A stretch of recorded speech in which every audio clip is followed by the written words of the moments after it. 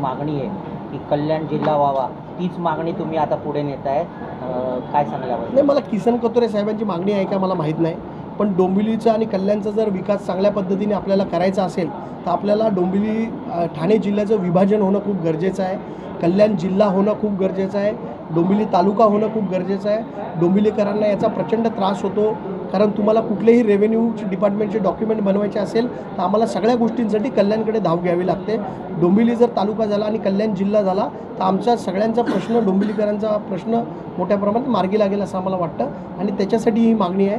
जिल्ह्यांचं विभाजन झाल्यानंतर जिल्ह्यांचा चांगल्या पद्धतीने विकास होतो असं आमचं म्हणणं आहे। पुस्तक प्रकाशन कार्याचं आवाहन केल्याचं काय? विजन डॉक्युमेंट आज आम्ही प्रकाशित केलेलं आहे। डोंबिवलीसाठी पुढच्या 10 वर्षामध्ये आमचं जे विजन असणार आहे त्या विजनचं हे डॉक्युमेंट आहे।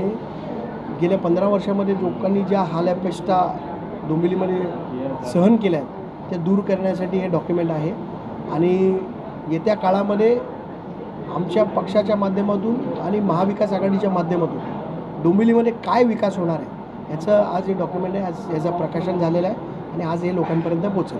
आपण जर बघितलं तर यापूर्वी कधी शिवसेनेकडून म्हणजे दोन्ही गटाकडून दिबा पाटलांचा फोटो हा प्रसारित नव्हता केला किंवा त्यांच्या आंदोलनात कुठे दिसले नव्हते। नाही, दिबा पाटील हे आमच्यासाठी आदर्शच आहेत आणि उद्धव साहेब ज्या दिवशी मुख्यमंत्र्याच्या खुर्चीवरनं उतरले त्याच्या आधी उद्धव साहेबांनी निर्णय घेतला की दिबा पाटलांचं नाव नवी मुंबई एअरपोर्टला द्यायचं आणि त्याच्यानंतर आज केंद्र सरकारने त्याच्यावरती कुठलीही पुढची कारवाई केलेली नाही, म्हणून दिबा पाटलांचा फोटो आमच्यामध्ये दिसणं, तो संघर्ष योद्धा होते आणि समाजाला न्याय मिळवून देणारा एक चांगला कार्यकर्ता होता आणि त्यांचा फोटो आम्ही सगळ्या आमच्या डॉक्युमेंट्सवर टाकतो।